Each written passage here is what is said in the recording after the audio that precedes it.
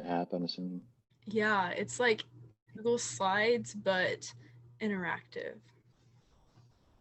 Nice.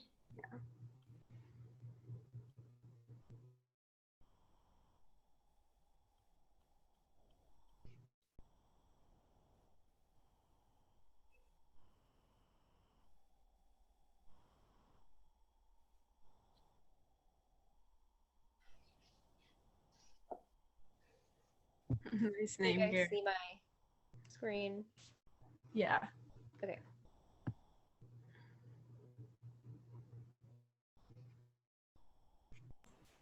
Hey, Abigail, can you check the waiting room? People are saying that they're not getting let in.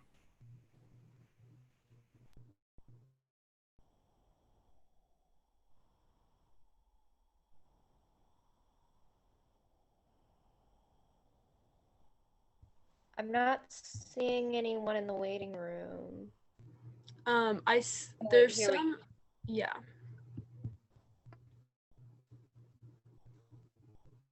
All right, thanks.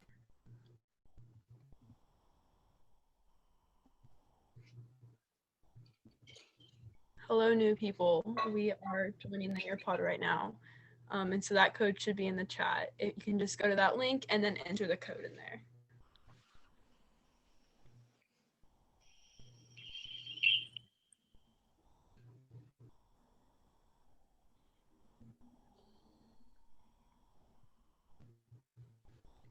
Oh, yes. Sorry about that.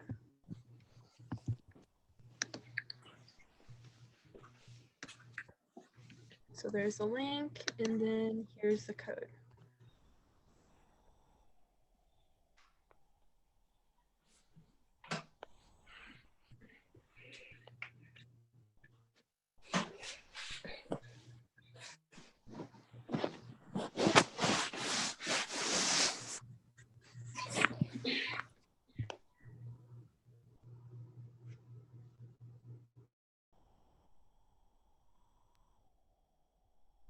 All right, and then Abigail, if you could go back to the screen just so we can see who all's here.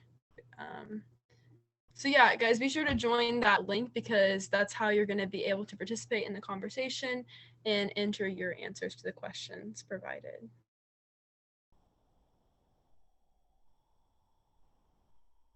And we'll just give a few more minutes for people to enter in that code before we get started.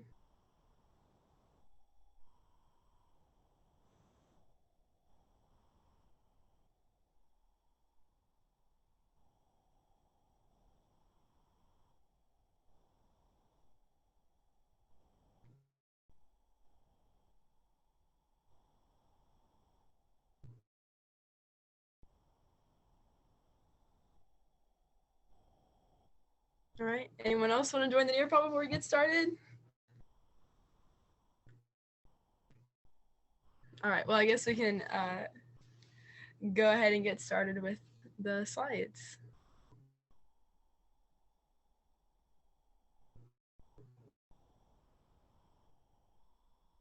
Awesome. So without further ado, this is our Unplugged Conversation with Ien Chi, titled 5 Million Subscribers, How Jubilee Makes Empathy Sexy for the Masses. And then if you want to go ahead and hit over the next slide, just we can do a brief little introduction for Ien. So Ien is now the former creative director of Jubilee Media, which aims to create a movement for empathy and serves a global audience of over 5 million followers. Known mostly for its web series like Middle Ground, Spectrum, and Odd Man Out, Jubilee is now expanding beyond digital media into feature films, TV shows, podcasts, and apparel in order to create a global ecosystem and community that takes a stand for empathy and human good. In the past, Ien has created works for NASA, Apple, Nike, the New York Times, NBC, Asian America, and YouTube, among others. His digital media work has collectively gained more than 1 billion views to date. He is an INFP, officially the world's 11th best whistler, which you will get to hear a little bit at the end, as of 2012, a pastor's kid, and is known among his friends for saying life is such a trip. So, Ien, anything else you want to say before we get started? Thank you for the introduction and putting together these slides. These are amazing. I'm just really happy to be here with you guys. And so, I hope, I hope to be able to share some of my own authentic insights and experience. And I'd love to hear from you guys. And, it doesn't have to be a formal thing. I hope this can be kind of just a casual conversation that we can have together. And I'm very excited. So thanks for having me. Yeah, that's the goal. Just a super authentic conversation. So yeah, if we can head over to the next slide, I can just give a few little details about how all of this works. So the first part of this is Nearpod, which you guys have already joined. So if you join the Nearpod link, that's how you're going to communicate and enter in your responses. And so you'll enter the responses on the collaborative board. So basically what will happen is a question will appear on the slides, and then you'll get to enter in your response, and then we'll be able to see all of those pop up on the screen. And then after those questions can be follow-ups. So if Ien sees your response and he's like, that's really interesting, I have another question, he can ask you to unmute and elaborate more, or just ask any follow-up question. And then after Ien answers the question, you can also indicate in the Zoom chat that you would like to ask him a follow-up. And so basically what we're trying to do here is just create really authentic conversation. It's okay if we don't get to all the questions, because that means the questions are doing their job, that we're having, a really good conversation. So any questions before we get started? Okay, awesome. We can go ahead and get started with the icebreaker then.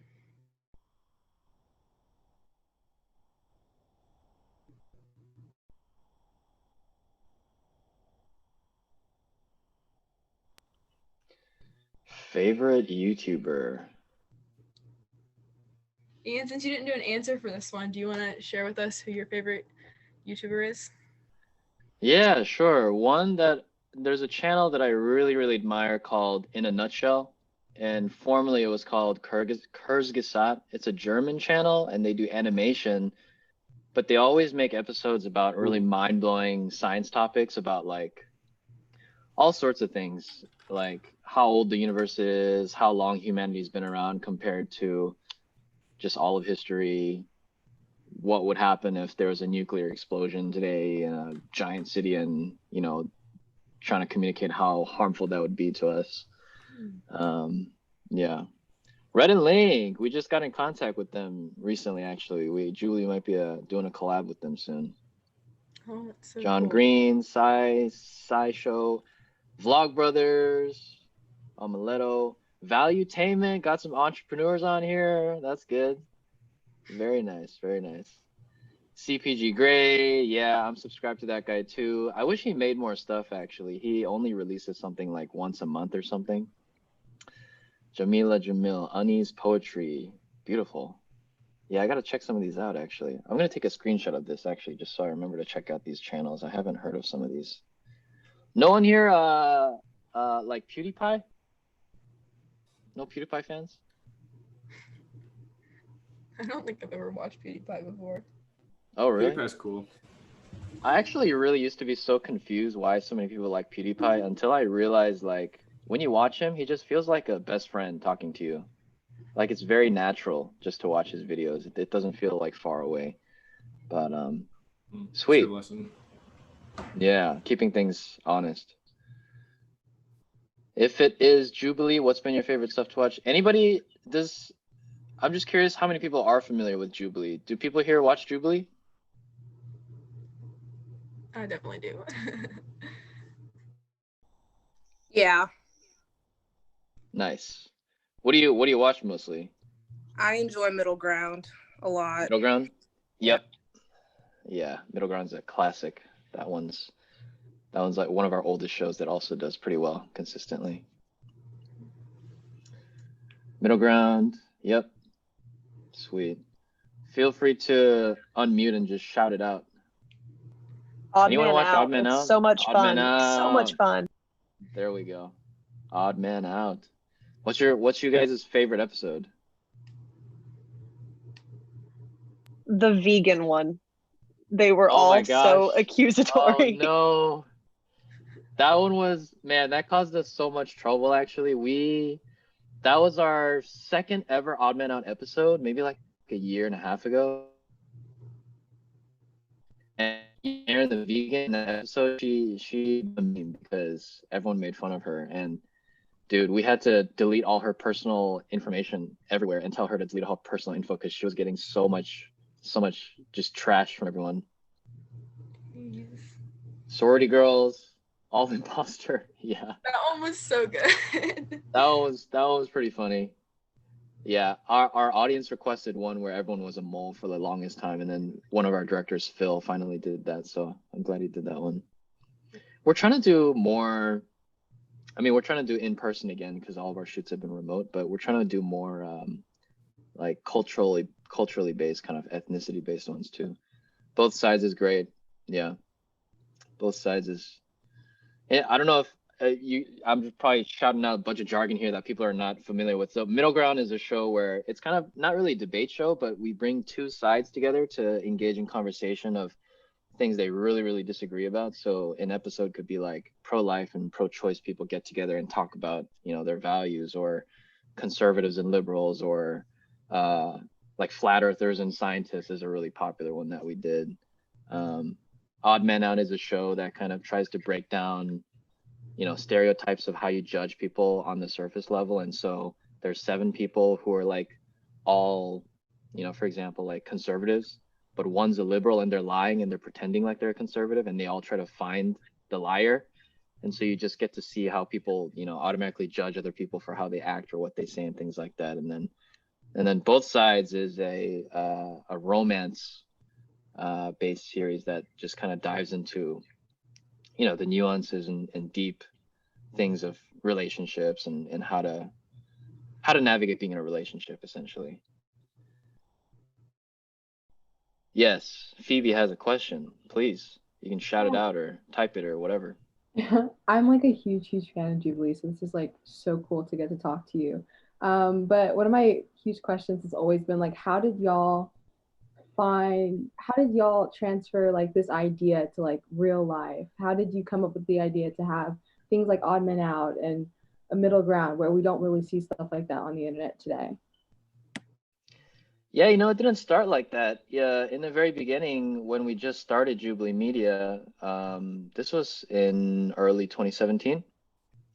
We were just throwing things against the wall, and we didn't even really know what would work on the channel. And so it was a lot of experimenting. One of those experiments, which was Middle Ground, was inspired by a trip we took to a prison by Defy Ventures. And what happens in this prison is that the volunteers will stand on one side of the room and the prisoners will stand on the other side of the room, and there's a line of tape on the floor in the middle, and there's a prompt reader who says something like, I have a college education. And if you have a college education, you step up to that tape.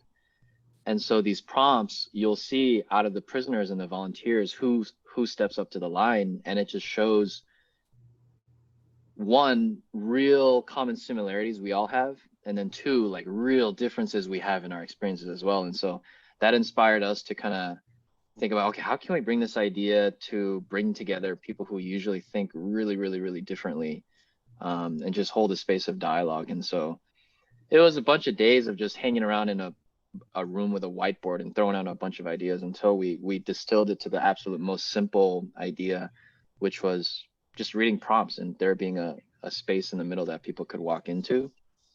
And then we made 3 episodes to begin with, and it did really well, which we didn't expect, actually. At first it didn't do well, but it kept growing and growing. And so the more we made, the better it kept doing. So we kept doing it, and now it is what it is. Oh yeah, Spectrum. Do all blank think the same? Yeah. Spectrum is the name of that show. That's kind of the opposite of Middle Ground, where we get together people who are all of the same demographic, but we see how nuanced and different their perspectives are, even within the same, you know, kind of group. So, for example, do all, you know, Trump supporters think the same? We get 6 Trump supporters together and we ask them all questions, and they'll start disagreeing with each other, even though they're all Trump supporters about, you know, a given prompt. So it's a good way to kind of realize that everyone's different and everyone has different reasons for believing what they do. Yeah.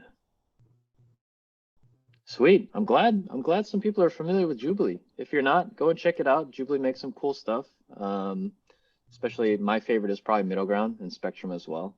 It's just a good opportunity, I think, to all of the shows kind of show, we try to highlight, you know, perspectives and groups that, you know, maybe don't get to show their nuances on mainstream media, and we try to do that for the masses. So if there's any kind of people you're curious about, you can probably type in, you know, whatever, like Trump supporters or models, or we even have like, you know, strippers or police officers and Jubilee, and something will probably pop up about that group of people, which is pretty cool.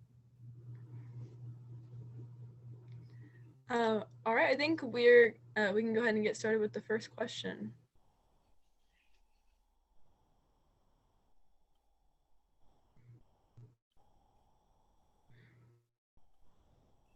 What does empathy mean to you?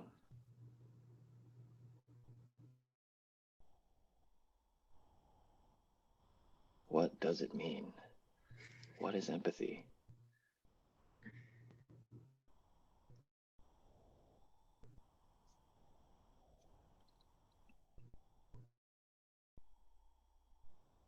People are probably thinking about this. It's a deep question. Yeah.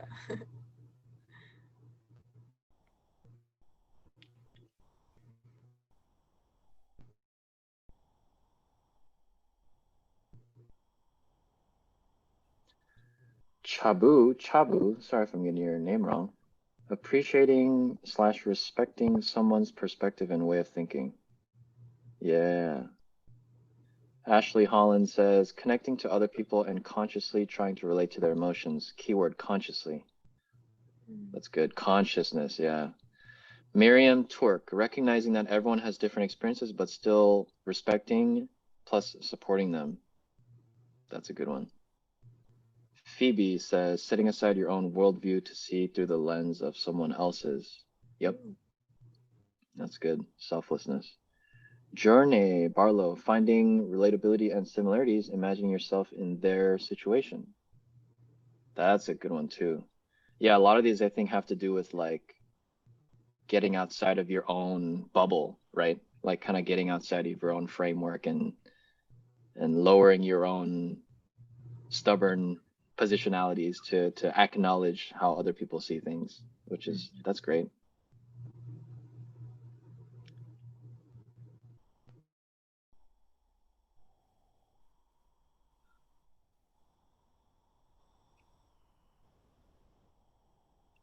Should we wait a little more?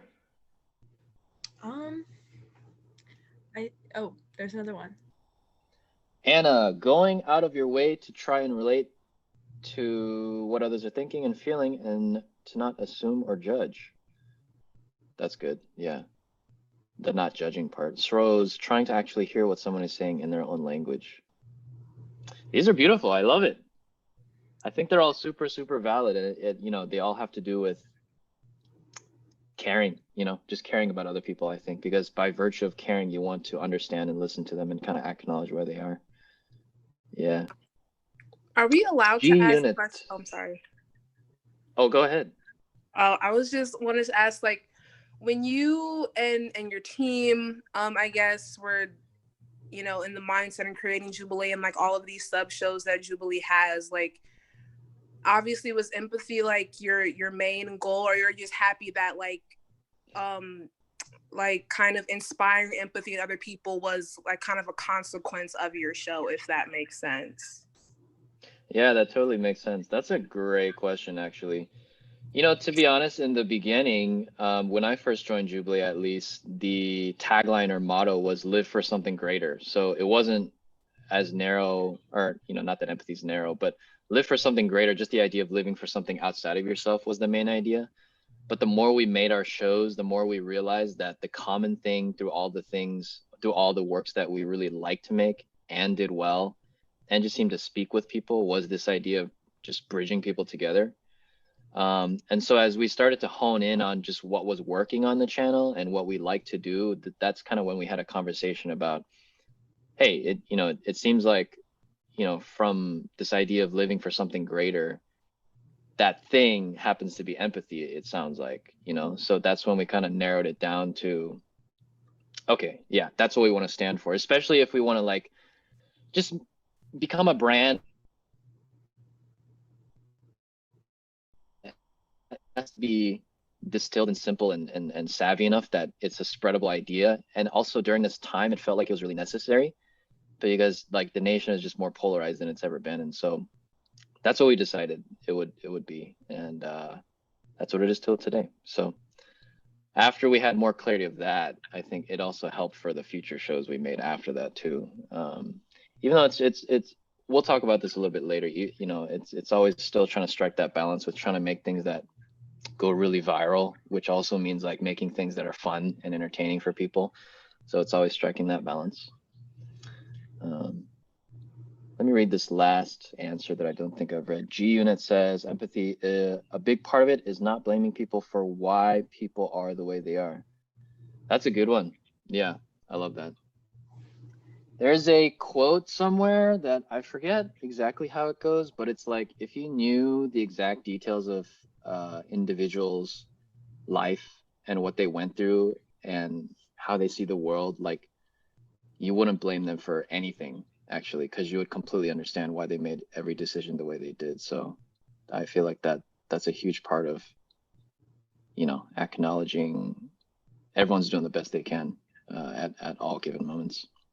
Yeah, I agree with that. And like something that like, you know, when we've been talking to you and just like watching Jubilee in general, it's becoming so evident that like empathy is like at the root of like so many problems, like especially like polarization in politics. It's like you Yeah. kind of like when you start to think about it, like you realize that like no one in politics is really like evil. If you think about it, like no one's like really trying to like intentionally do like wreak havoc on the country, right? Like I feel like everyone's trying to act in the interest of how they perceive to like improve the world, kind of. Mhm. Hey, Abigail, your computer looks like it's about to die. Are you plugging it in? Yeah, let me get my charger. Cool, cool. Just want to double check. Good catch, Gary. Good catch. Good catch.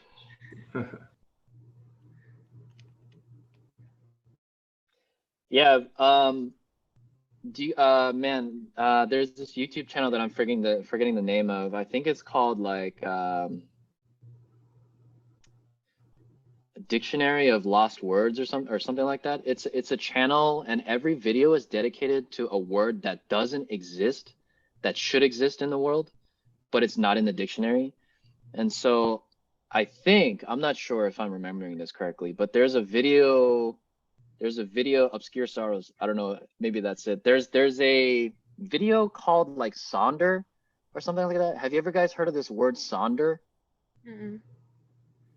So Sonder is this idea that if you've ever been in the subway station or on the streets out somewhere or just in a public setting or like a park, you see all these people and they're so diverse and they're so different. Like no one of them are the same, but you realize that each and every person has their own life story that they're living through their own eyes, like problems they're dealing with, joys they have, like their own family, their own dreams, their own tragedies. Like every single person has a whole universe of, you know, their life.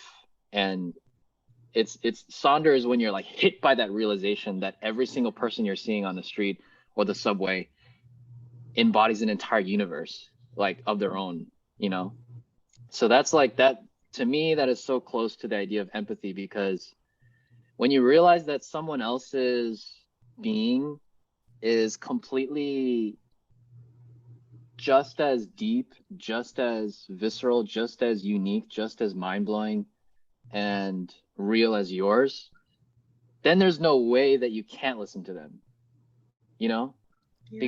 Because especially if you've had experiences where you used to be somebody and then something happened and then you changed your mind, or like you like grew out of that and you decided to believe something different.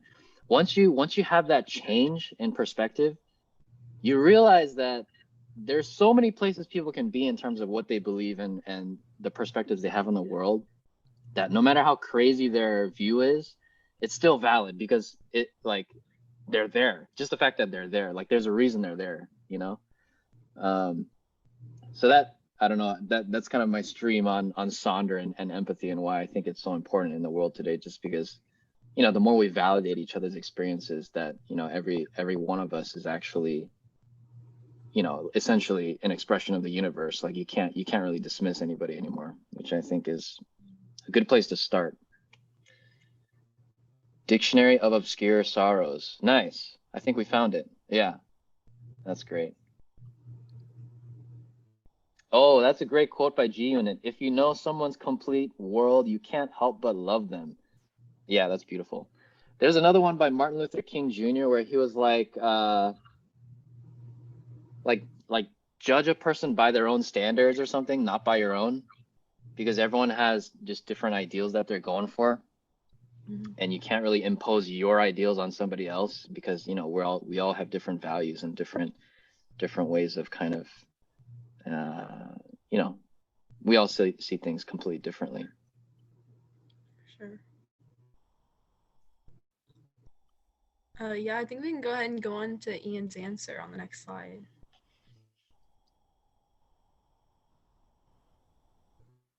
Oh, it's okay. Should I read it? Sure, yeah. All right.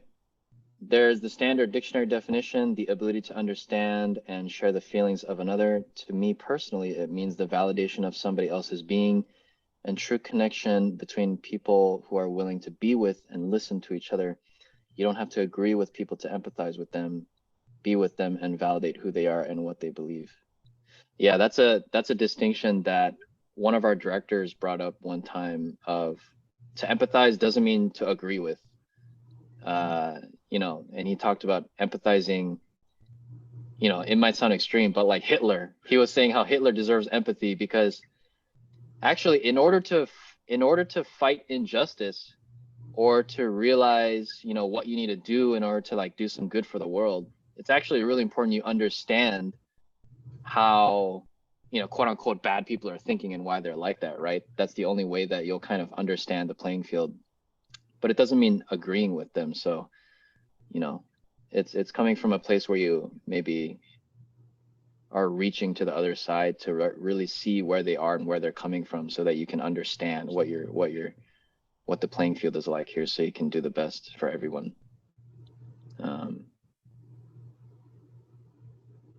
Yeah. Anybody want to add anything? I'm kind of streaming here, but I would love to hear any insights or reflections any of the builders and fellows are having.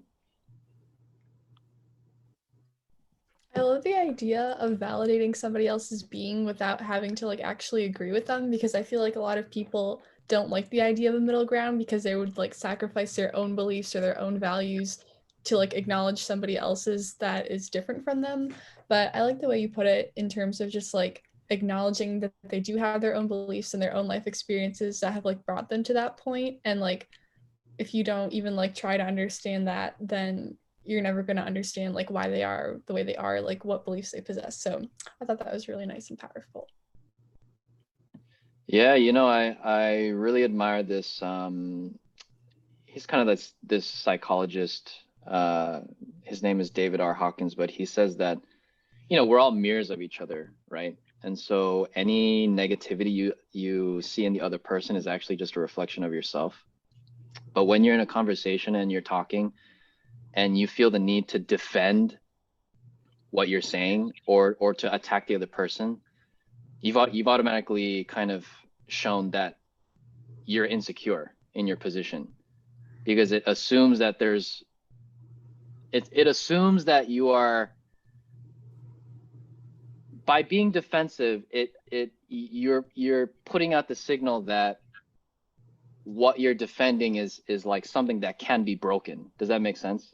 Mm-hmm. So it's a positionality. It's an opinion, right? It's a preference. So I think the important thing is that even when you're engaging in dialogue, it's not a matter of attacking or defending. It's a matter of both people looking at the thing out there together, if that makes sense.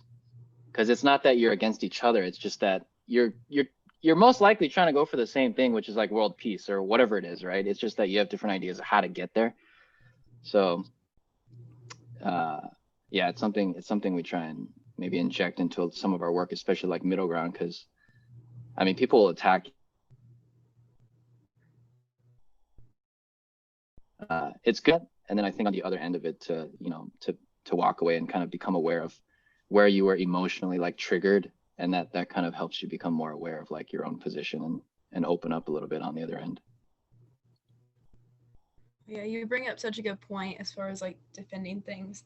I feel like when people think about like talking about politics, they think about debating, and as far as like, this is what I believe, this is what I believe, and like trying to like poke holes in each other's arguments and stuff. But I feel like talking about politics should mean like having like an actual dialogue, and like you said, like trying to come to like the same solution.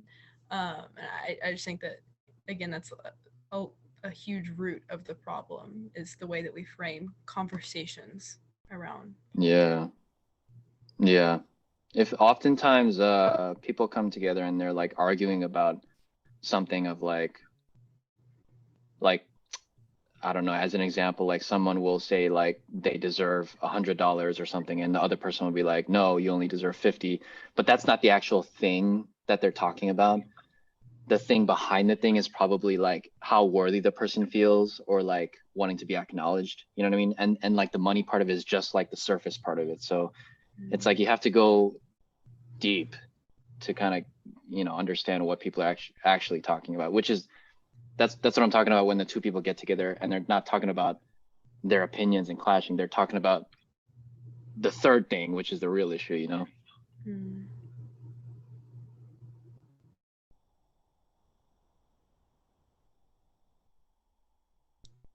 If there's no other follow-ups, then I guess we can go on to the next question.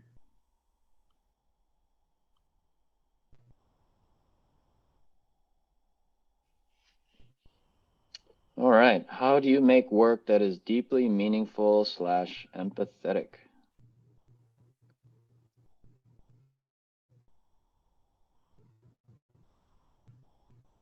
That's a broad question.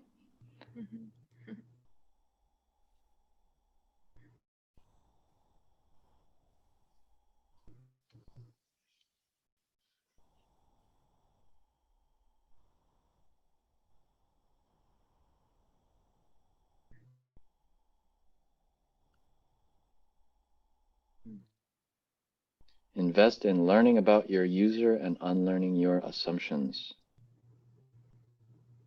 And that's something we talk a lot about at CU. Like, Civics Unplugged, we talk about unplugging from, traditional thinking. User. I wonder if this person is a computer programmer or something. Zoe says, listening to yourself and not the expectations of others, and doing what you know will make you fulfilled. That's good. I like that. Following your intuition and your own inner compass. Ashley says, focus on work that is meaningful to you, and then continuously reach out to other people for advice or to bounce ideas off of. Don't ever do anything alone. Make it collaborative, even if it's just in a small way. I like that.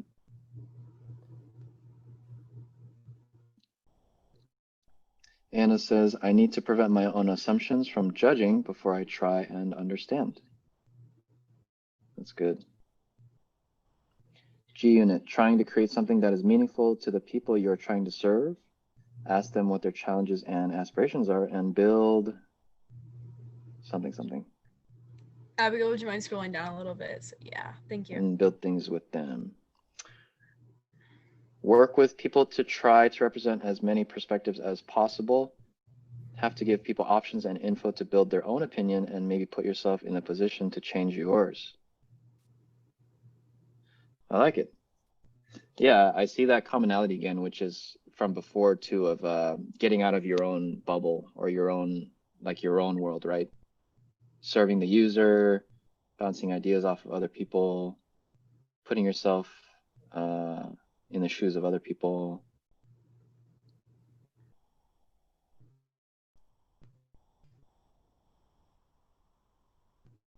I like that too. It's like what Journey says, like you're not necessarily telling people what to believe, but like give people options and info to build their own opinion.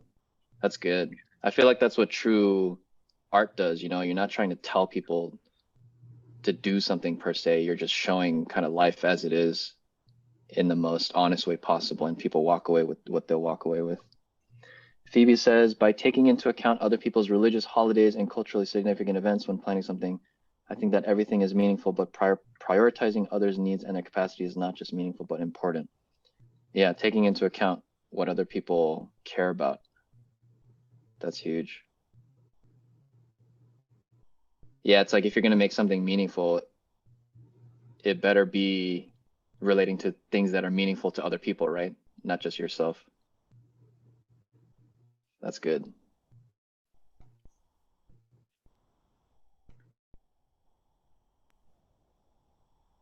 Sweet.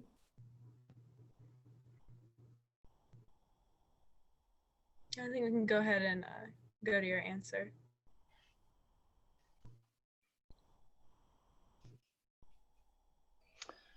All right, how do you make work that is deeply meaningful / empathetic? This is my answer. Deepen yourself first. Instead of being on the internet looking at what everyone else looks at, go explore the deepest wells of knowledge and experiences of humanity. Timeless literature, music, architecture, philosophy, cities, etc. Seek out new experiences that you've never thought of having before, people that challenge your current way of thinking, and anything that breaks open your mind so you discover dimensions of life you never knew existed. Doing all this will naturally deepen who you are and your ability to empathize with others, and this will come out in your work. Yeah, this is advice that I'm just kind of rewording and passing on that has been passed to me by a lot of wise people. And I think a lot of it just has to do with, a lot of what you guys were talking about of breaking out of your own bubble, right? What's the best way to break out of your own bubble? It's probably new experiences. And I think these days I'm thinking a lot about like travel, actually, because I love watching movies, reading books, and going to plays and things like that. But I feel like, at least for me, the most visceral way that I've really been taken aback at how diverse people can be is by traveling. When you're like, as a solo human being, thrown into the middle of India, surrounded by a billion Indian people whose customs and values and everything are so totally different from what you're used to. But what that does, by exploring new experiences or traveling or watching movies you don't usually watch, or just having experiences you usually don't experience, is it just breaks open what you thought was possible in the realm of just life overall. And you start to realize how wide it is and how deep it is. And it kind of deepens your curiosity of what you want to explore, things you're aware of. It's like you discover parts of your brain you never knew existed. And when you discover rooms in your brain you never knew existed, it blows your mind, because you're like, I had no idea you could even think like this. I had no, and then you realize there's like so many rooms in this infinite house. You probably don't even know how many empty rooms there are that you've never discovered, So you start wanting to open all these doors and discover all the rooms, and you find some amazing information. And then I think, some of the best places to go are like timeless pieces of art, or just really old wise people, or classic music, because they're all channeling something, some kind of like timeless wisdom and knowledge and information that, for something that was written like 2,000 years ago to still be resonating today is an extremely powerful vehicle. Like that thing is channeling something that's really powerful. That's why it has lasted that long. You get what I'm talking about? So, the reason I tell people to go freaking read the Bible or the Bhagavad Gita or the Tao Te Ching or, the great novels is social media happens at the surface level of the ocean, where it's kind of loud and brash and hurricanes are going on there. It's really noisy. When you go deep down, things become a lot more solid.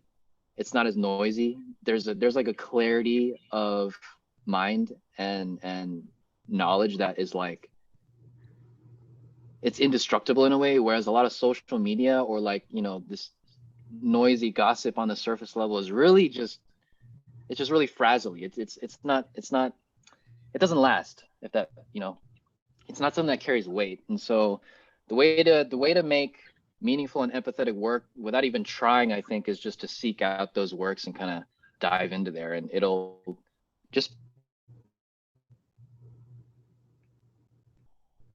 you get deeper as well, because you start to pick up on these just deeper signals that these works are getting across. And if you're starting to pick up on those signals, it means your radar is pretty good. So it'll naturally come out in everything you make without even trying, you know?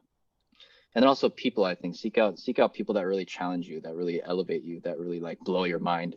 If there's people you don't understand, those are the people you want to seek out, because people usually judge people they don't understand.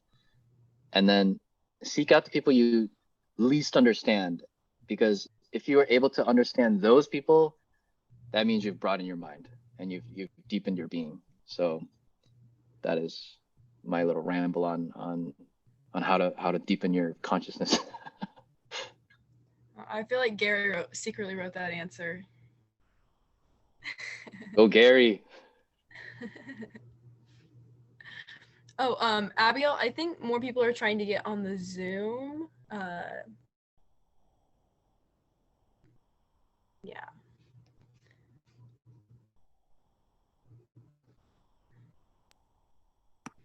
I'll send the link again.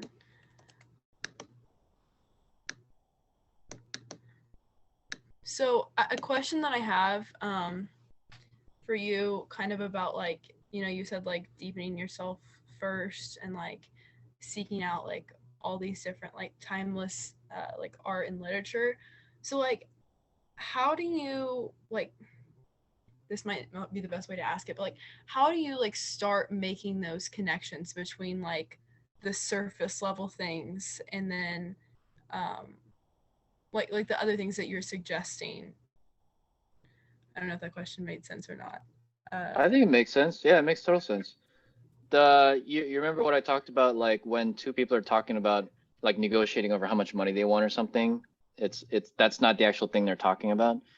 Mm-hmm. Like if you go behind that and you ask like why they want that amount of money and then what that means to them, you discover that it's about like something else. It's about like their self-worth, or it's about a scarcity complex, or it's about, you know, fear of rejection or something like that. It all has to do with like deeper programming in our brains.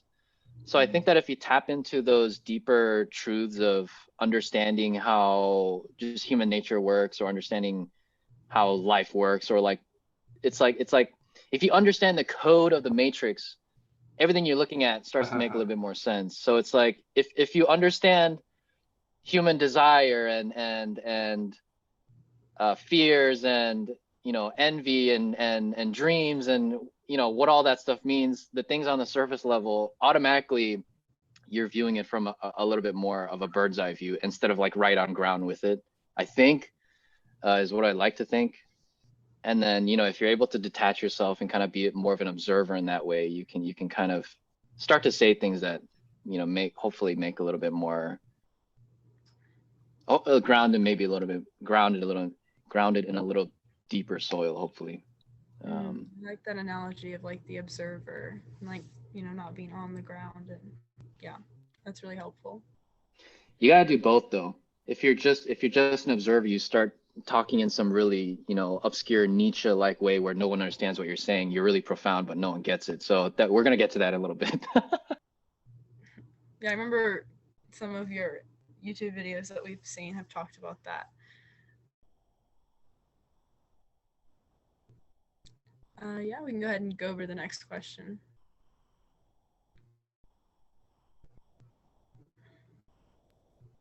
All right. How do you make work that goes insanely viral?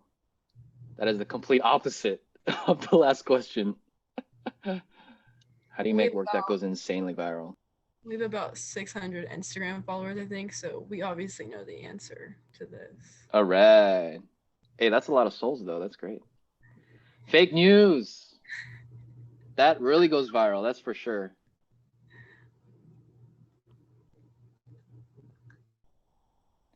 Work that resonates with a lot of people. Find something that resonates with people. Cats and dogs, pets, yes. Babies, yes.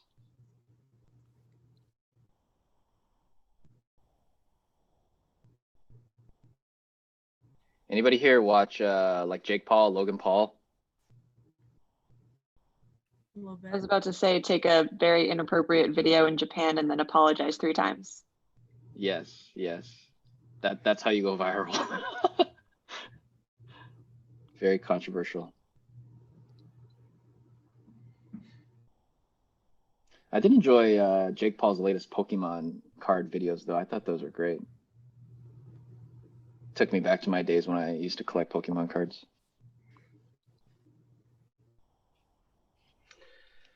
All right. Anyone else? How do you make work that goes insanely viral?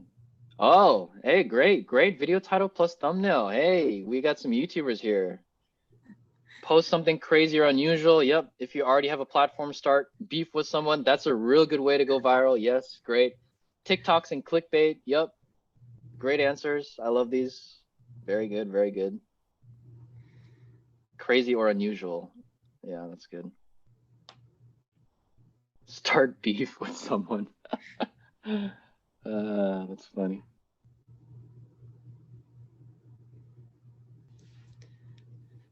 Capitalized titles. That's good. Loud.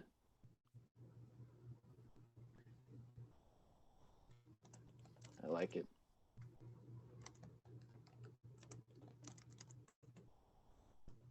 That's true though. I feel like whoever said clickbait, that goes a long way, because my biggest frustration is like when you click on a video you're excited for and turns out the thing that's in the title only takes up like 0.5 seconds of the entire video, but apparently it's the most exciting part. That makes me so mad. Like I can't. Hey, there's an art to it, because some people make clickbait, but they deliver on the clickbait, you know? It's just clickbait that doesn't deliver, that, you know, ends up wasting your time. But like Mr. Beast, all this stuff is clickbait that delivers, you know?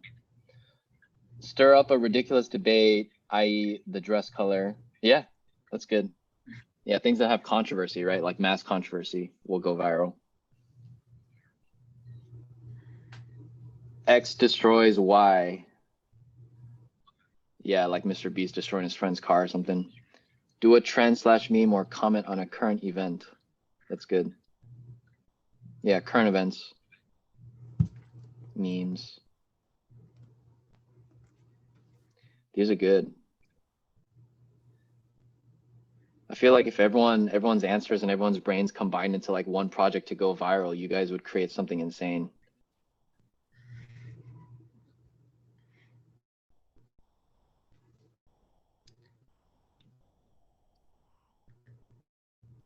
Yeah, I think we can go ahead and go over to your answer, Ien.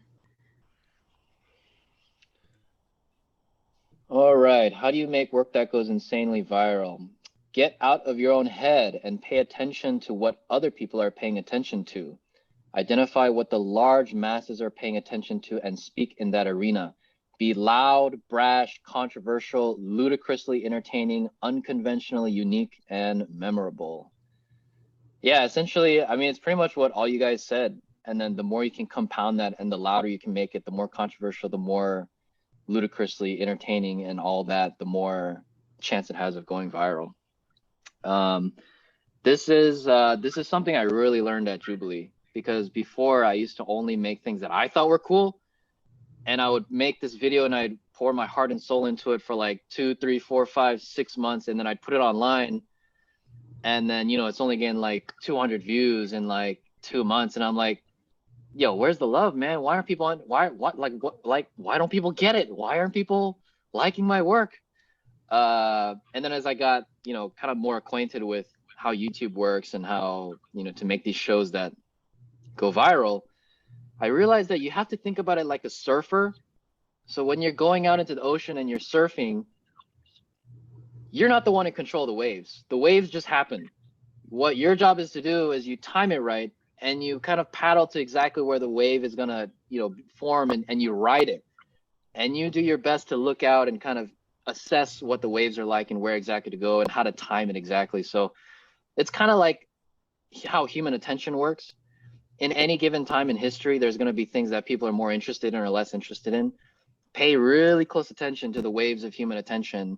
And you can also sometimes foresee where human attention will go, like after a certain period, like, you know, I don't know, for example, like I know for a fact, like there will be some kind of huge ruckus and just more political turmoil after the election, regardless of the results, based on how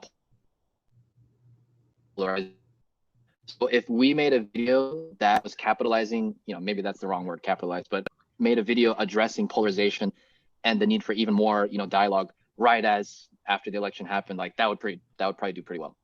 So it's really being present in the present moment and just kind of paying attention to the climate, getting a feel for what people are interested in the most. And then if you really go where people have a lot of attachment and a lot of care about what they're talking about, and you speak in that arena, there's more of a chance that, it'll go viral.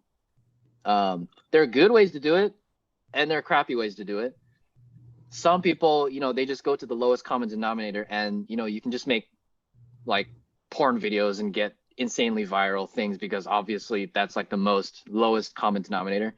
But on the other end, you can do it extremely effectively. And if you want to say something important, you go to that arena and you say something good, but in that arena that is also unconventional and creative. And we'll talk about more of that in the next question. But anyways, you definitely have to be loud in a certain sense, not in terms of just like your volume, but in terms of what you're saying. You have to stand for something. Like you can't just be like a passive whatever. And I think you have to just be really attentive to where human attention is going so that you know where to go to speak.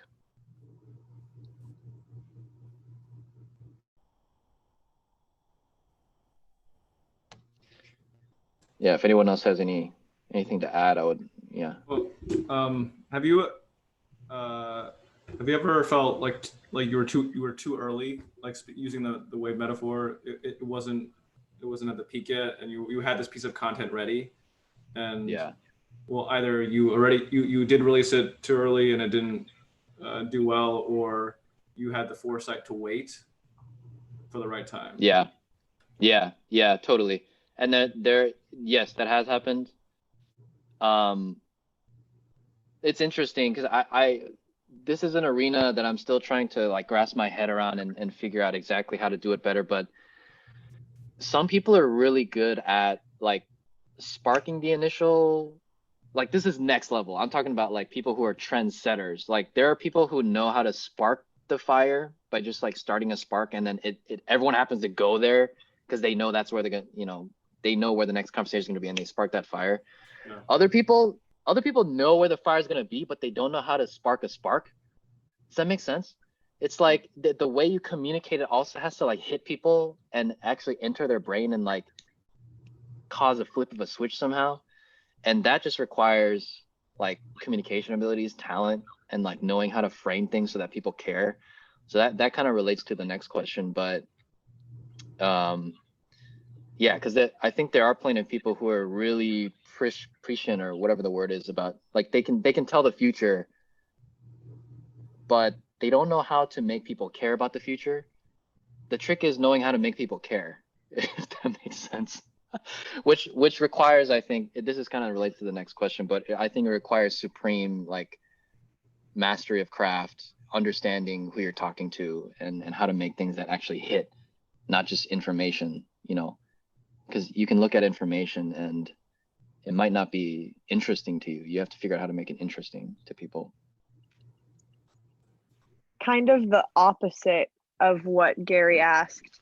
How often, or what is your response when you realize you've been too reactive and weren't on that wave fast enough? Like, where is the point where you're like, okay, we're not too late, we can still get on this, and then it falls off into like, nah, we're done, we can't get on this one? Yeah, that a bunch of that actually happened during like when all the Black Lives Matter protests were happening. Like we were late, like we were real late on that. We were just trying to fulfill our video quota, and we kind of like missed the boat on that one. I mean, to be honest, there's some things we've made, and after the fact, we just haven't put it out because we feel like this is not going to serve value for where people are anymore. And I mean, I guess it's just, it's also being okay with not catching the wave perfectly every time, because it's a really, really, really, really hard thing to do. So as long as you're aware of what wave has passed, and then you kind of break it down and understand why it happened that way, I think it prepares you better to see future waves that'll happen. So I mean, no point in really no point in really lingering on why you lost the wave. It's just kind of, you know, treat it as an opportunity to learn and kind of break down, you know, talking with others, breaking down, you know, okay, maybe this is why people are paying attention to that, or that's why. There's also never a clear answer exactly why what waves happen and how they happen, but you know, it still helps kind of hone in your intuition over time. So like, kind of like a follow-up question to that. So you said like sometimes if you've quote unquote like missed the wave, then you like kind of just keep your content to yourself. So like my thing is, what stops you from like posting a certain video? Like even if you kind of miss the right moment, like do you not think that like this should still be put out here anyway, or just like put out at a different time? Like, yeah, there could be a different time.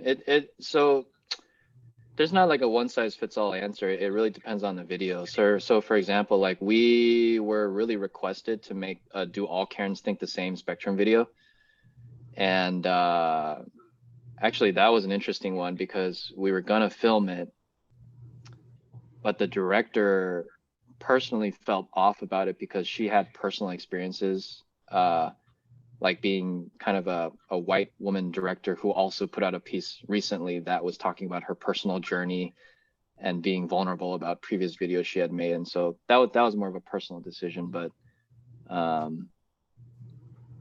don't know. I guess there's no one framework answer, to be honest. It just kind of depends on the video. Like there are some videos we're holding on to release when the timing is right. Like I'm not at Jubilee anymore, but for like as a fact, for example, like there's going to be some Trump supporter spectrum, Joe Biden supporter spectrums, and middle ground that are coming out. I guess that's more common where we're holding on to things where we know the wave will come versus like holding on to things where we know the wave has passed. Like there are not many of those. If it does happen, you know, it is kind of in a library that we hold on to, and it can come out in the future, but at an undetermined date. It's like, you know, we'll just kind of see what's going on and release if it seems to add value. If it doesn't, we'll just put it on the shelf, and we do that pretty often.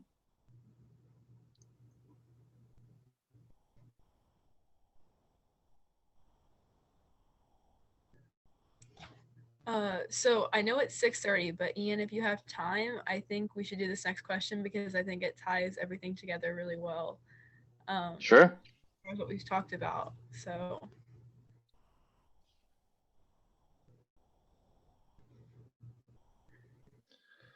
All right, bringing it all together. How do you make work that is both deeply meaningful, empathetic, and insanely viral? Question mark. How do you bring it together?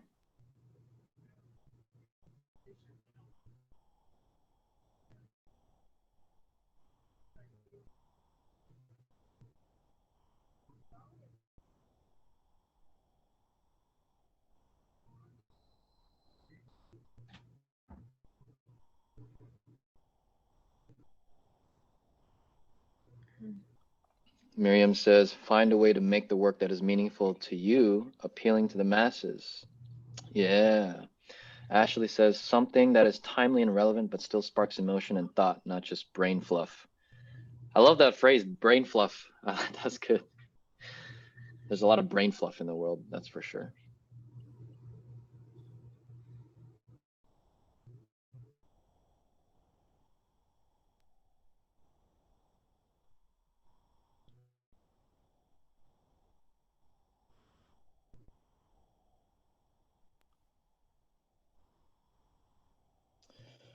Phoebe says, by saying things that people both need to hear and presenting it in a way where they would be more receptive to the info. G Unit says, it's hard, but important to study Jubilee, Tim Urban, Valuetainment, and many other educators, YouTubers. That's good. Study, educate yourself. Tim Urban, I gotta look. Oh, is Tim Urban the guy who does Wait But Why? Sir. That's yeah, I like that guy. Pick a topic that matters, popular, whether controversial or not, present in a way that gets yourself and others thinking and in position to gain info on both or multiple sides. I like that. That's good. That's a very Jubilee way of putting it.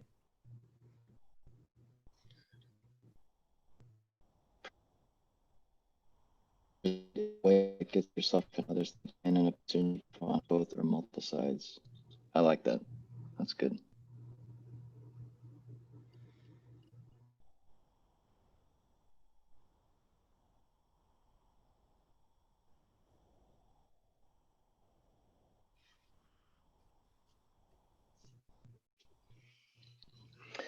Stay grounded in the content that reflects on lived experiences. Yeah, keeping it authentic is what I'm hearing. That's very important. Staying grounded in the content that reflects lived experiences. Not brain fluff. It's good.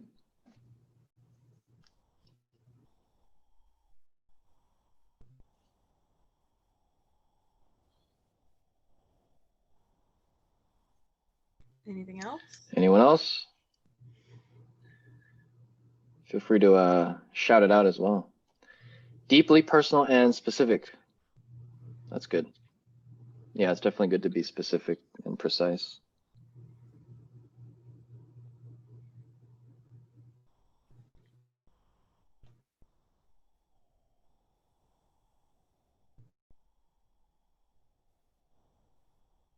Okay, cool. Yeah, if there's no other answers or follow-ups or anything, then we can go ahead and go on to Ian's answer. All right, how do you make work that is both deeply meaningful, empathetic, and insanely viral? The first answer was about going within yourself. The second answer was about going outside yourself. Now you combine both. Looking at the arenas of what others are paying attention to, go to that arena and say something in your own voice and perspectives. Always consider your audience. The first draft is for you, the second draft is for the audience, the third draft is for the haters. Always work on your craft more in order to break through the noise. The more command you have over your craft, the more talent and quality of work can stand out from everything else. After starting at a point of making what we're passionate about, one specific question we use at Jubilee to gauge the strength of an idea meant for the masses is this: would a 12-year-old in the middle of nowhere, Kansas be interested in this? Dang, there's a lot there. Wow, I tried to fit like 3 different points there, but I've always thought of, if you're trying to make really meaningful work, the more deep you're trying to make it, the more talent you need to have in order to break through the noise of all the noise out there. Because,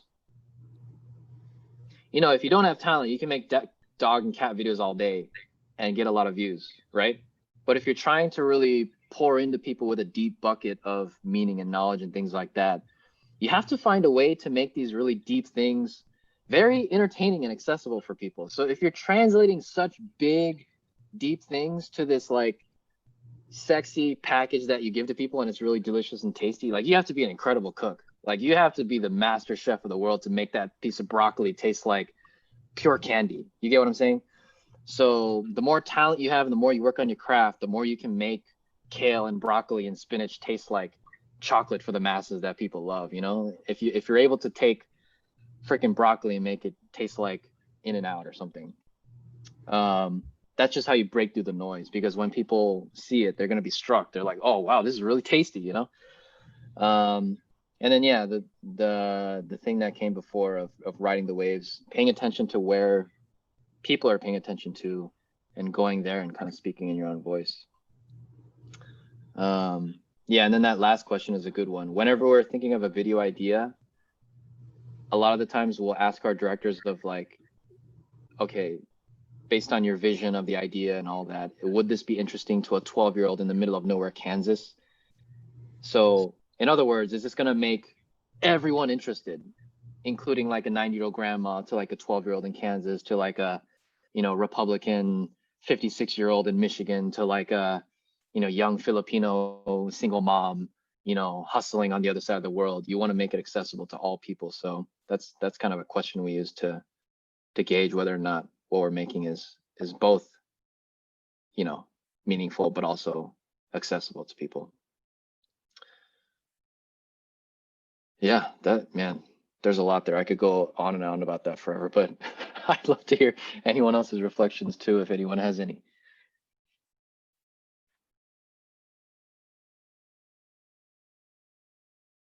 has there ever, I know the whole point of Jubilee was like empathy, reaching to all people, but was there ever a project that you remember working on where you're like, you know, there are some people that this just isn't going to connect with, but you still felt fine doing it because it was important enough for all the other people?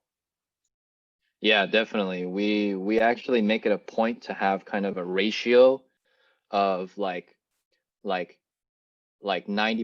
videos that we are absolutely sure will, you know, be entertaining to all folks.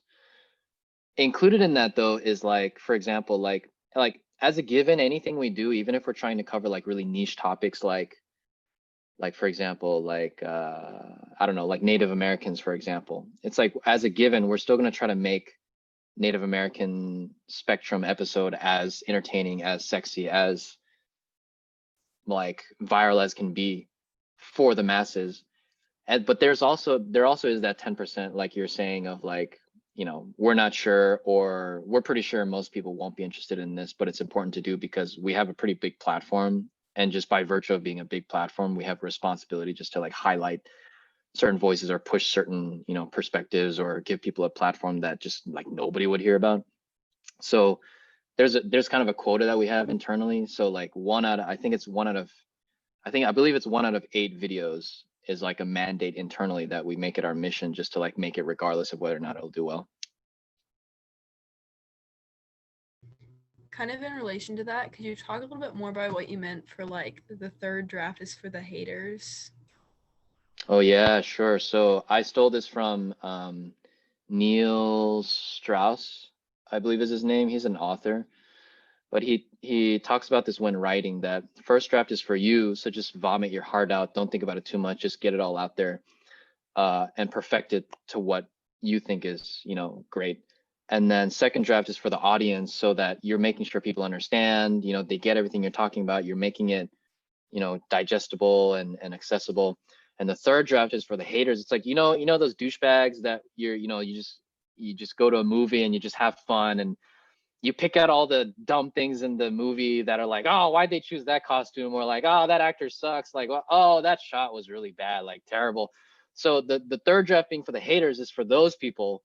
You want to go through and be as nitpicky as possible with your own work, so that it becomes bulletproof.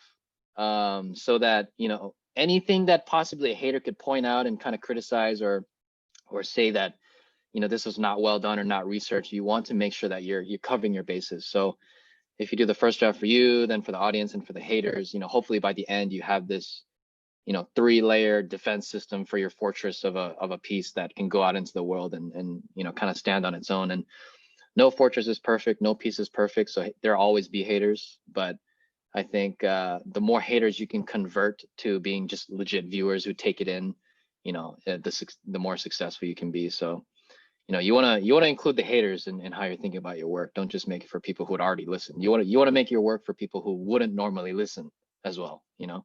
So the more accessible you can make it, the better. I mean, that's just such an interesting way to do it, because a lot of people are like, you know, forget the haters, don't think about the haters, but it's like, you kind of need to. Like, you like, Yo, the haters are the people you can make the most impact with. If you can convert one hater, they'll be a hardcore supporter for the rest of their life, you know. So yeah, love the haters. They're good fuel to make your work better.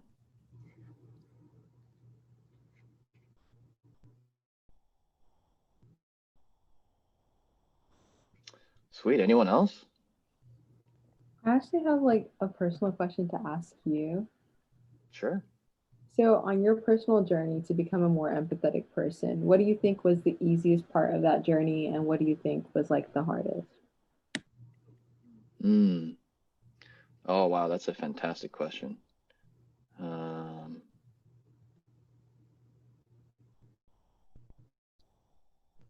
I mean, the hardest part is always, I think, when you're approaching anything you don't understand, like the instant judgment that happens.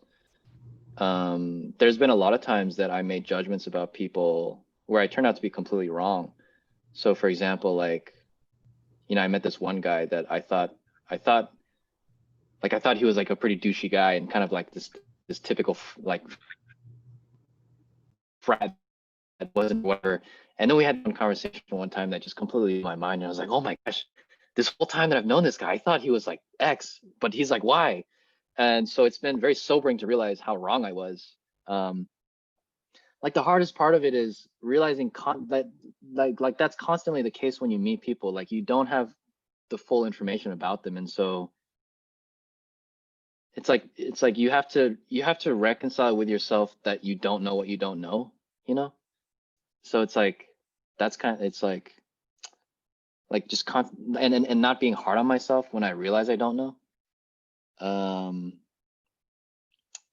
mean, I don't know if there's an easy part to this. Like anytime you're trying to connect with someone or understand, like I'm not sure if there's like an easy part per se, but I will say it's extremely fulfilling though.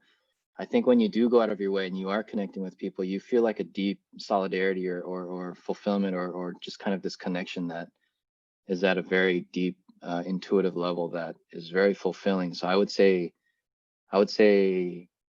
that's the most pleasant part of it. Yeah.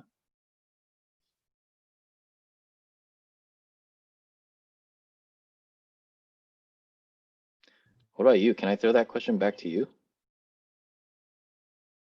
Oh yeah, sure, totally. Oh, okay. Well, sorry. I'm physically trying not to laugh because I'm looking at someone right now. But I think the hardest part for me in being empathetic is like allowing myself to mess up, but then also consistently put myself back on that path, that that's the kind of mindset I want to have. Because it's hard not to, because the long-term goal is to be a better human. Like I love y'all sweatshirts, literally obsessed, but like to be a better human, to be a good person. And that's like the end result of this journey of being more self-reflective, of putting myself in situations with people that I'm not really accustomed to talking to or learning about or being around. So it's hard not to have that as like a physical thing that I can like hold and grasp and say like this is the end goal, this is the product, rather than the product being me. So I think that's what I struggled with the most, like being able to grasp the concept that this, although it's going to come in the future and although it's a long process, it's not going to be a physical, like a gift or a box or a ring or something that you get to hold and show this is the product of all those nights of like putting like myself in situations that I'm not that's not really like my comfort zone or stuff like that. So I think that's the hardest. And then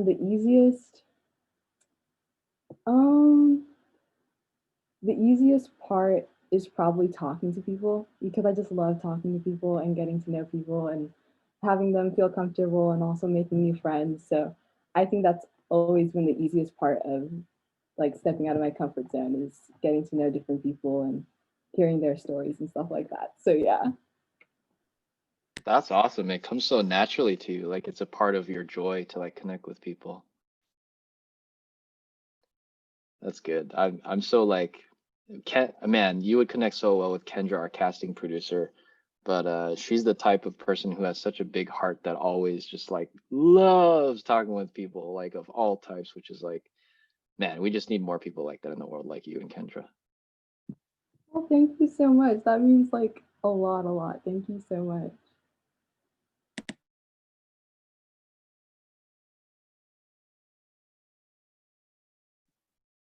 I also have a question, if that's okay. Please.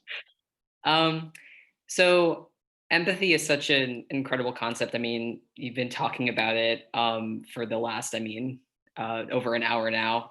But has there ever been a moment in your life where it almost becomes like exhausting for you? Like I know like I've had moments in my life because like I try to practice empathy every single day as it's such an important concept to have in life. But I know at some points, especially when it comes down to identity and some people just simply not getting it, then it sometimes becomes like almost debilitating, but then also trying to maintain that in your life. So I was just curious if you ever had a moment like that and how you try to just balance those two raw emotions together.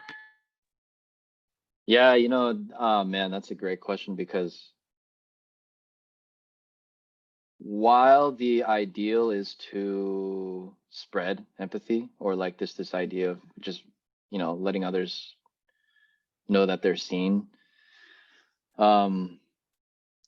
some people don't want to be seen, you know, or like they have a different way of going about it. And so you get very tired and things like that, which is okay. There have been moments in my life where I don't want to listen to anybody, you know, like that actually happened pretty recently, you know, as of a couple months ago when I was just feeling like super burned out. And so in those moments, I think it's more about actually having a relationship with yourself where you're like, yeah, I'm really tired or like I'm really not feeling good right now. And that's really hard to tune into, I think, especially those moments because you're so overwhelmed or like there's a lot of things being thrown your way. But I think there's like this quote, it's like, you know, meditate 20 minutes every day.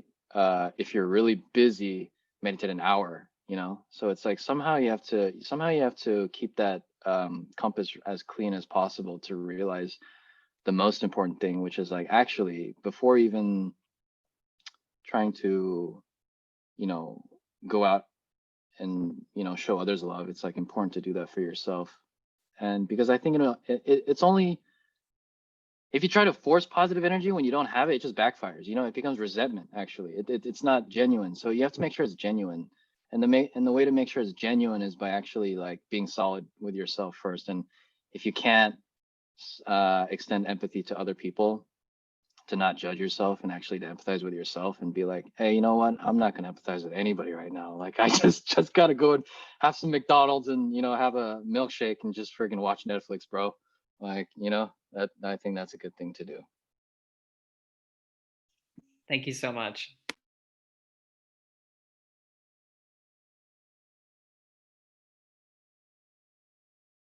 Dude, I love these questions. Thank you guys so much. I'm like really inspired by you guys. I have another question if that's okay. Sure. Okay, so Jubilee does like a wide like variety of different types of videos and topics and all that. Has there ever been a time where your faith like conflicted with one of those topics, or have you ever faced a situation where you felt uncomfortable, and how did you handle that? If yeah.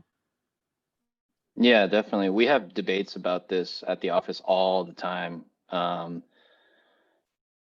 I mean, everyone could probably speak to different experiences because different people have different videos that hit them different ways. But one man, two videos that just struck me the wrong way, and I was against putting it out was flat earthers and scientists, middle ground, and then doctors and anti-vax people. I was like, should we give these people a platform? You know, I was like, is this even like who like we're a huge platform. What if people see this and they start like falling into the like saying Earth is flat and things like that? So to be honest with you, I still disagree with the fact that we put it out. It's just that, you know, after that we did make a creed that says as long as people are not actively like championing the silencing or hurting of people, like we will give them a platform. And so that's where we settled that, because otherwise we're the ones that start censoring people, and that becomes a really slippery slope. You know, you don't want to censor people.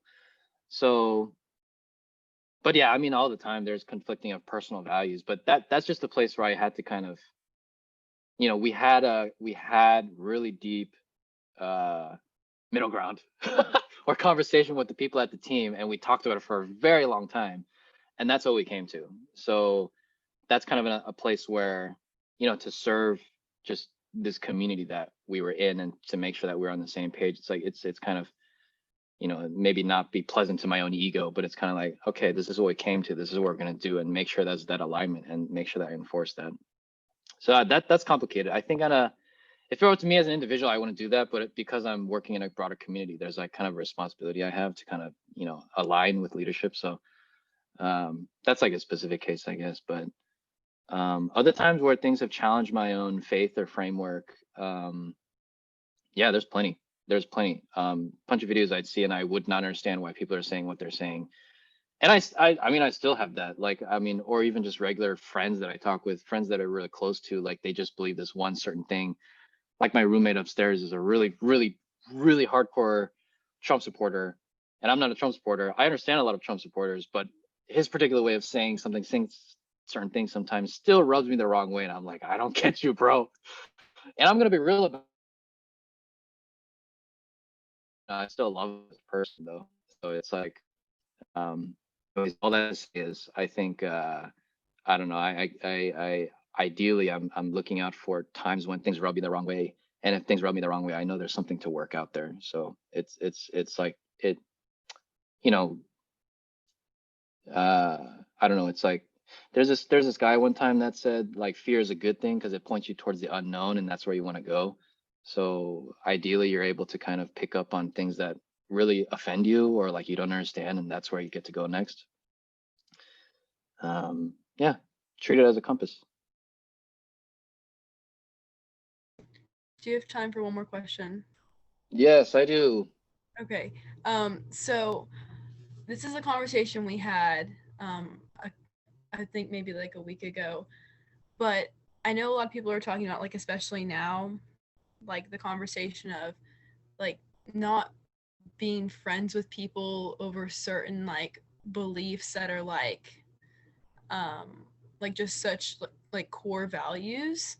And I know that you said that, you know, your roommate, he's a Trump supporter and you don't agree with what he says, but you still like love him as a person. Is there ever like a point where you draw the line for like people that you're like really close with in terms of like what they believe and what their values are? Or do you think that there even should be a line, or what's kind of your perspective on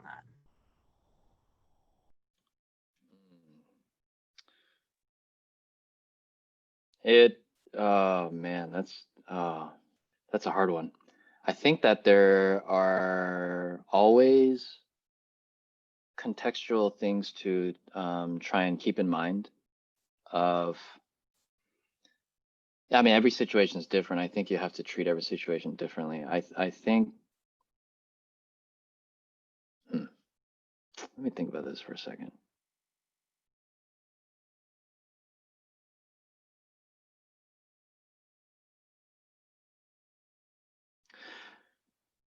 I might change my mind later about this, but I think that as long as on both sides, there's not an intention to impose or hurt the other person, I'm totally fine, like being with and loving the other person as much as possible. It's only when there's a forceful imposing of will on the other person that I think there becomes resentment and ill will.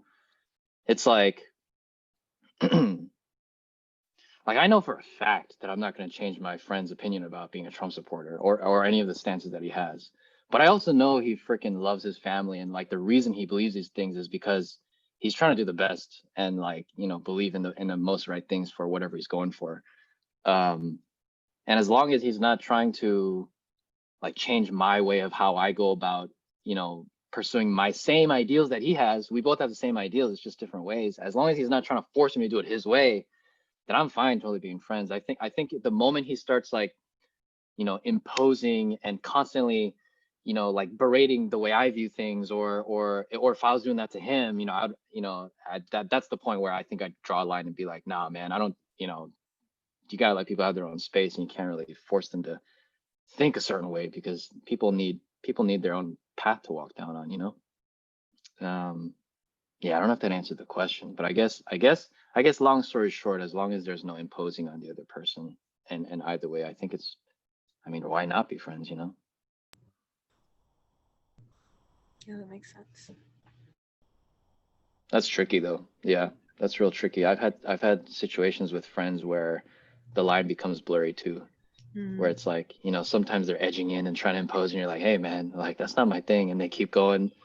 And at what point do you know, maybe like cross, you know, like draw a line, right? Yeah. I think it's more of a feeling thing, not really like a, yeah, you talk to friends that understand you and kind of find wise sounding boards. I think there's no one answer.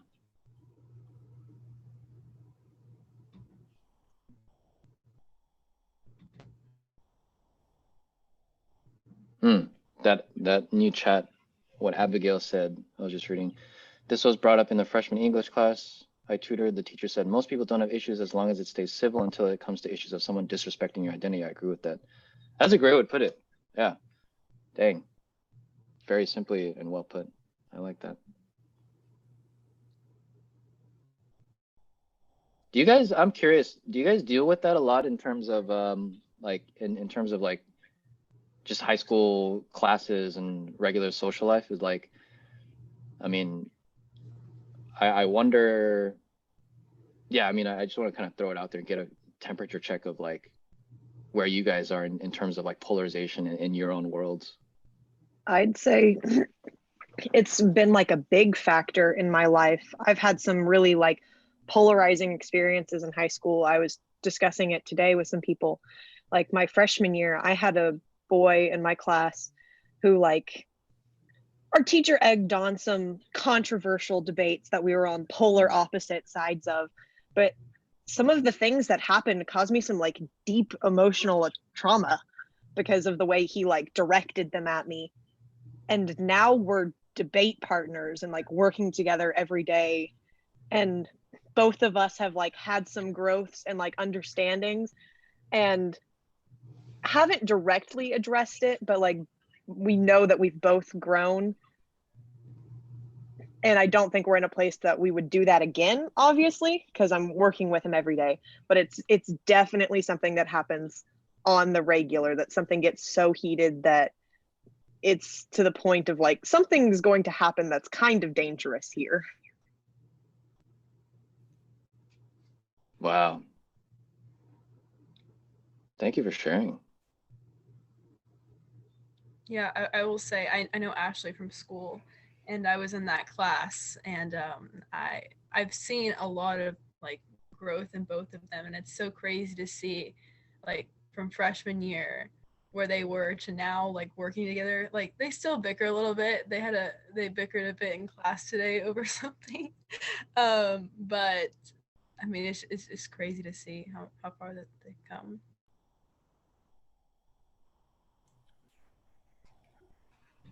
That's amazing.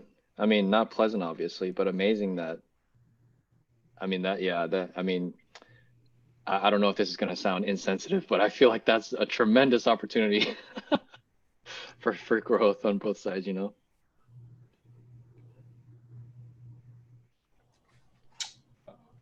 So something I think about, well, I mean, it really haunted me when I was growing up, that I feel like if we don't talk about that it's okay to grow, it's okay to change, then people will even if they want to change their mind, they feel like it's like, oh, like I'll look weak if I change my mind and if my identity changes. I don't know, all of you would know if that has changed over the last like 10 years. But I just felt, I felt so constrained growing up because of that unspoken, or I mean, and I don't think it was just in my head that people would judge you for changing. Do other people feel that? Mm-hmm. Yeah. Oh I feel that yeah. even in like the small things, like, wow, I was like, just as an example, being like, no, Taylor Swift isn't good. No, I don't listen to Taylor Swift. Yes, I just listened to Taylor Swift on repeat for like 3 weeks. Like there's little things too. Like there's such a taboo around changing your stance on things, even like insignificant like that. Yeah, it's like you've left the tribe, right? And now you're outside the tribe and they're asking you why you're out there. I think everyone's so scared of being called like a hypocrite. Like that would be the worst thing ever. Like we don't want to be liars, and it's not like we're lying. It's just people aren't allowed to grow and change their opinions ever, and it's not okay. Because how are we supposed to be better if we're never allowed to like actively try to learn and be better? That's the thing I really admire about like artists that I admire the most. Like most of them have reinvented themselves, and many of them like many times. And the thing is like people will tell, you know, like be like, ah, you know, I like the old Kendrick. I wish he'd go back and like make more of that kind of stuff. But it's like the whole point is to not be the same, you know?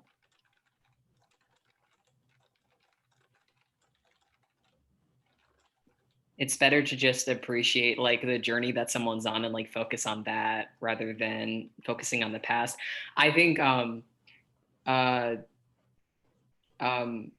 as a trans person, like I've had multiple people in my life who I used to be friends with, like they've said to my face, like, I miss when you did this, or I missed when you dressed like this. And I was like, but why don't you like, why aren't you like proud of like my happiness, or why aren't you proud of like the fact that I'm standing here and I'm like happy and confident in myself? And so then it's like, it's always just like, at least in my life, it's like the line for me is like, okay, can they respect me to my face? And if I can clearly see that that's not the case, then they can't be around me. Yeah, you got to protect that sacred space of your own self.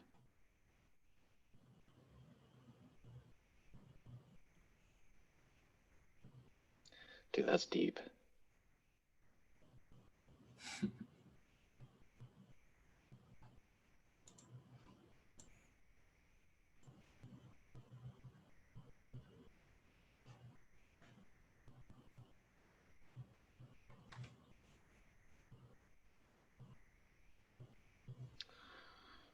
Cool. Anybody else want to share about identities they've lost? Or not lost, moved on from? Kind of touching on what Sid said, I think there's certainly a level of things. It's like, okay, I'm willing to talk to you. Like, we can have a conversation about anything. But as soon as you start making it a conversation about like whether or not I or any person just like has the right to exist, or like whether that person or whether this thing that can be proven exists, is where it starts to be a problem. Like, now you're arguing like people and their lives, and that's kind of yikes.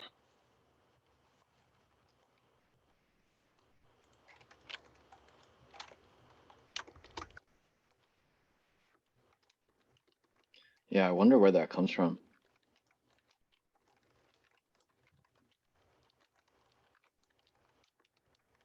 I feel like it's been like so much easier for people to do that when they like dehumanize other people or like other them. Like I've been talking about this topic a lot because it was like one of the ideas that was like floating around my mind for actually like my Common App essay that I've been working on for colleges. But it kind of made me like start to really go deep into this idea that like people have this like switch that they can flip, and like as soon as they're able to like justify dehumanizing someone else, it's so easy to start treating it as like a political topic rather than like a human life. And so I mean, I think about it all the time, like when it's on the news and you're like, oh, you know, that's happening far away, like it's not other real people that it's happening to, when like in reality it's most definitely like real people. They're just like on the other side of the world, and you just might not be able to empathize with them or like what they're going through. But yeah, I definitely think that I've seen a lot of that, and it's definitely something that people might not even realize is a problem, but that's why it's important, why we're talking about empathy a lot, and definitely trying to spread that message is really important. Something Sarah said really reminded me. I listened to a speech last year that the whole focus was basically like, everything is such a big scale in the world right now that like we lose perspective on things and empathize less. Like when you hear about some sort of like mass event that affected millions of people, it's so hard for us to conceptualize what a million people is like. So we hear about something that happened to one singular specific person, and we're like, okay, we can relate to that. But the bigger that number gets, the more it starts to disappear in our head, and the harder it is to feel something about it because we can't conceptualize it as well. Yeah, that's huge. Same dynamic goes for like voting, right? Like people who say like, oh, I'm not gonna make much of a difference. There's that quote that was like, one death is a tragedy, like a million is a statistic, or something like that. Because you start to detach the emotional like relevance to it once it starts to just become too objective and like data oriented or something. That's why stories are so important, because stories allow you to really feel for others.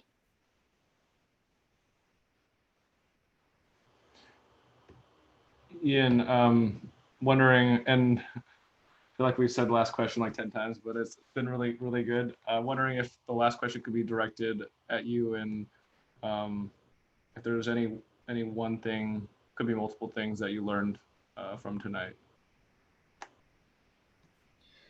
I'm so impressed every time I talk with like just younger folks in general. I mean, I'm young still, obviously, but I mean, I like, man, it makes me sound like a grandpa when I say this, but I grew up in an age one time where there was no internet, you know?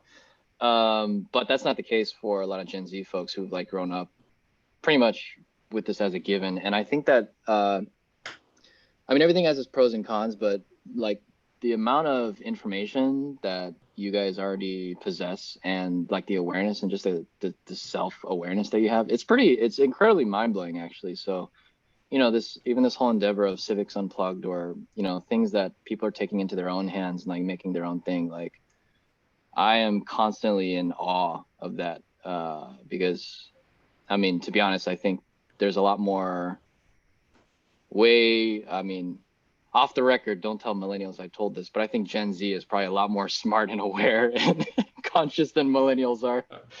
So keep going. Yeah, please keep going and kind of, you know, sweep up a lot of the mess that people have made. So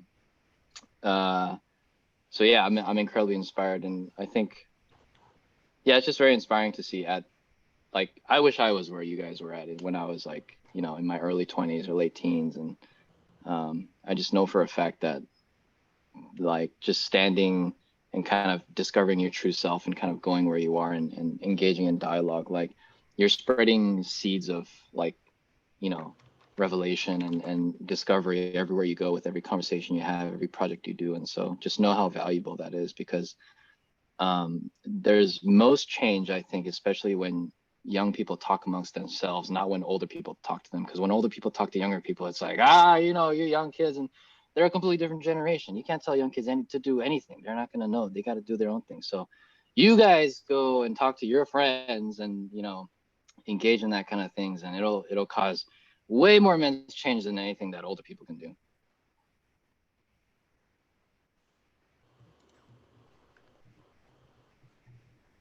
Okay, real last question. You want to whistle something? Oh yeah, sure. Okay, hold on. Okay.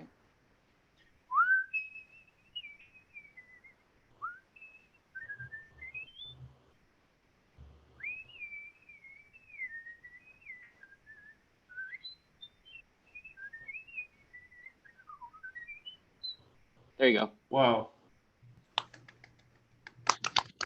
Is whistling something you practice all the time? It's like, I just discovered I could whistle in 6th grade, and I don't like practice, but I whistle all the time, like when I'm driving or when I'm walking. So I guess you could say that's practice. I do it for fun, and I just got like really good at it over time. So yeah. Watch the film, by the way. Google, it's called Ditching School to Whistle. I made a documentary about entering the whistling competition, and I got 11th place, which is why I call myself the 11th best whistler in the world.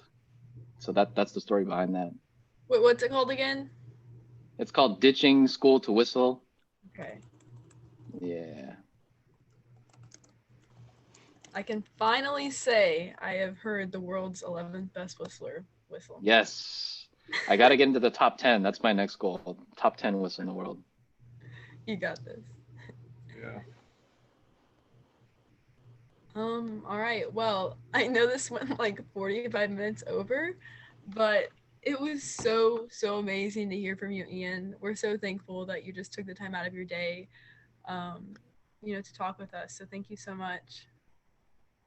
Thank you guys so much. It was a real pleasure. And yeah, I mean, you know, I'm you know, reach out, you know, say hello. And I wish you guys the best ongoing with your own, you know, whatever you guys are kind of doing wherever you are in the world. I think it's good to feel solidarity and kind of like, you know, inspiration together. So hopefully we can take this inspiration together and then spread it to other people in our own lives as well. Of course. All right. Well, I'm sure we'll see you again sometime soon. Alrighty, we'll see each other again. Thank you guys. Right. Bye. Thank you. Bye. Bye everyone.